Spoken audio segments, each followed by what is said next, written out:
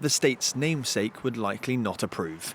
Victoria has pulled out of hosting the 2026 Commonwealth Games. With all other Australian states ruling out hosting, the sporting event, which started out as the British Empire Games, could be cancelled for the first time since World War II. State Premier Daniel Andrews said the estimated budget more than doubled since Victoria agreed to host the event last year. Look, I've made a lot of difficult calls, a lot of very difficult decisions in this job. This is not one of them. Frankly, $6 to $7 billion for a 12-day sporting event, we are not doing that. That does not represent value for money. That is all cost and no benefit.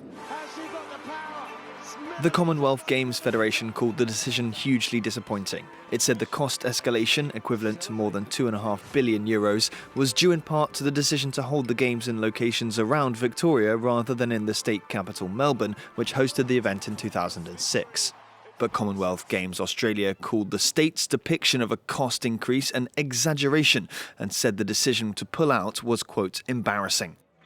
It's the second time in a row there have been issues finding a host among the 70-odd countries of the Commonwealth Games Federation, mostly former British colonies. Birmingham stepped in for last year's event after organisers in South Africa hit financial difficulties.